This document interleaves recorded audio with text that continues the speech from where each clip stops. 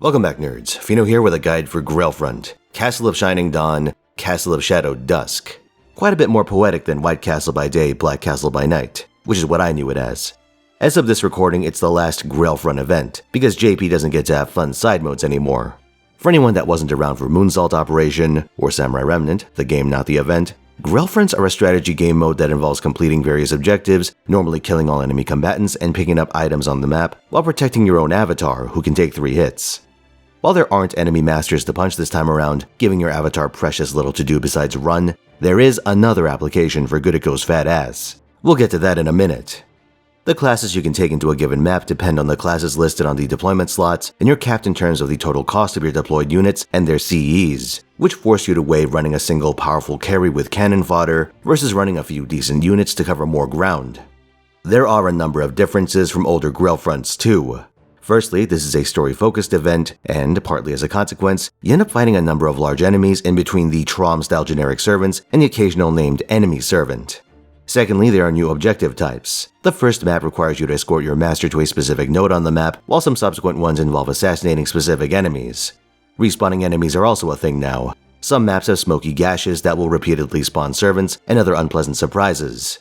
To stop this from happening, you should fight your way to the various gashes and use either your master or one of your weaker servants to plug the hole. For parts of the map that you've made safe, your master can also go around and collect items if your servants are occupied elsewhere. I'm gonna let you in on a little secret when it comes to team building for this event. Do you have Draco? Yes? Then you win. Congratulations. In this event, she just massacres everything you put in front of her. Unlike in the Moonsault Operation, you aren't being pressured by alter egos or BB clones. There are a grand total of 2 extra class enemies in this entire Grail Front. One is the final boss, and it's specifically coded to take increased damage from all classes. The other is Koyanskaya of Darkness, who you fight twice.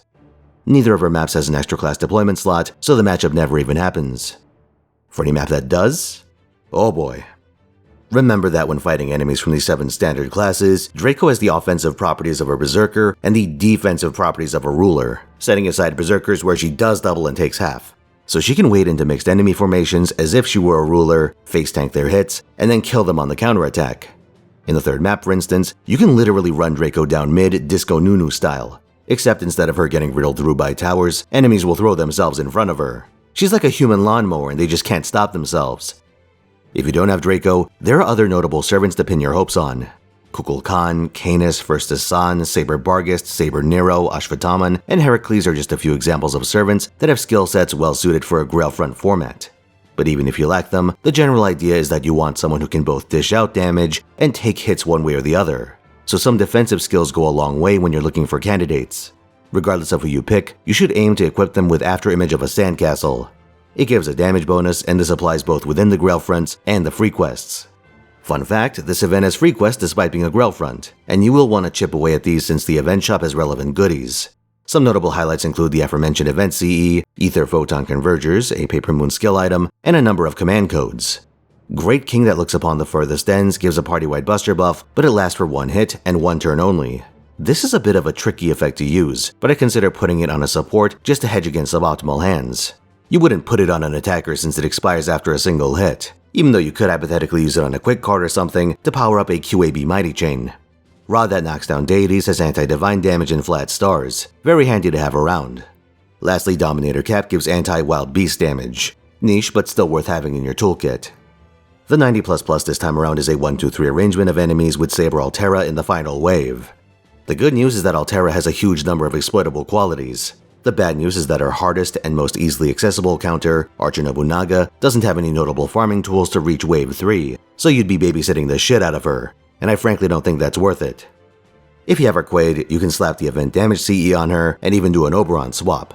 Just remember that since we don't have a Pend 5 yet, you need to use Koyanskaya's battery on turn 1 and not our Quaid's own battery. Once you get to the final wave, her anti-chaotic NP should obliterate Altera. Morgan's anti-human damage is also handy here, since most of the enemies in this node, including Altera, have that attribute. You may need some extra firepower to kill the Jockstrap of Agony though. For other attackers, if you have him in a usable state, Napoleon has anti-divine damage. Zenobia is more accessible and has anti-king, though the enemy arrangement is going to give her trouble. Lastly, you should consider a multi-core arrangement with someone like Summer Castoria combined with an AoE, Summer Ibuki being the expected option there. This will reduce the pressure on each individual attacker to loop on consecutive turns, letting you save enough to unleash everything on turn 3. Between Altera's relatively low health run 90++ and the event damage CE, you could probably make even a dysfunctional team work if you were so inclined. Back to the Grail Fronts, most of the map-specific mechanics are either spelled out or super obvious, but I feel the need to point out that Map 5 is a Fire Emblem-style ambush where Neza spawns in the right corridor and 2 assassins spawn near the bottom center. I'd recommend funneling your mass from the left column to avoid trouble. The final map is going to be your biggest challenge. This features a wide open area with 3 enemy spawners dotted around the place, Typhon up north, and a substantial number of enemies. Just to start unpacking this, you'll want to gain control and plug up the spawners as soon as you can safely do so. You're gonna have your hands full with Typhon, so you want to clear out all the trash mobs. If they're around when you engage Typhon herself, she'll start buffing them. So you really want to draw them away from the boss with a strong defensive unit like Draco. Next, you have to worry about the CBT machines. These have a special property where, if they break a servant's bar, that servant is immediately ejected from the battle. These pose a mortal threat to your roster, so it's critical that you overwhelm any that you see on the map, and also block the central spawner, because if you leave that uncovered, more will show up. If that happens during Phase 2 especially, you'll have a difficult time regaining control of the map. To compound matters, Typhon will periodically charge a huge AoE on the map screen. It does 10k damage and can't be prevented, except by getting out of the way. It's really not in your interest to let servants tank this, so you should have them move to a safe area as soon as they're able. The exception to this is the servant blocking the central spawner. It is absolutely worth eating a fire breath to prevent the balls from spawning. Now if you're hit by fire, you won't immediately die. A servant above 1 health can't be killed outright. They'll be left at 1 HP. However, if they're hit at 1 health, their bar will break, or worse, if they don't have a bar. By using cannon fodder 1-stars like Amadeus or Bart, you can keep this lid in place for quite a while. But if the fight goes long and the situation gets critical, you do have one more trick up your sleeve. Fujimaru Ritsuka, you, can also take damage from the fire breath. You will in fact take exactly 1 damage. With 3 health, your sizable posterior can tank 2 separate flame breaths before you're in serious danger. If you have all the spawners covered, then you don't have to worry about getting double tapped, so it's worth leveraging your own health pool to maintain control. Typhon is a pretender but takes increased damage from all classes, so if you want to send in Draco for a scuffle, it'll certainly work, though you may need several rounds due to her large health pool.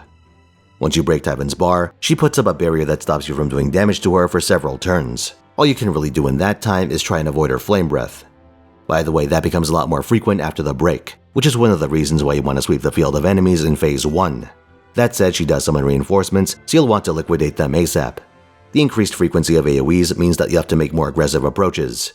Servants parked in the north can feasibly attack Typhon and retreat to safety before the fire breath completes its charge up. To expedite the process, I'd recommend splitting your team into 2 flanking forces and having them operate with hit and run tactics. You leave a few servants out of reach of the action, but I'd say it's a worthwhile trade-off. Good luck, lads. If you're interested in the new crop of servants, I already have guides for them on the channel. That would be Ptolemy, Theseus, and Sugitani.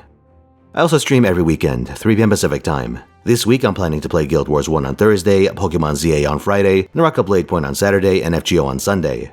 I suspect there's going to be a lot going on in the game by then, so stop by and see what's up. Twitch.tv/Finotaisen. I'll see you there.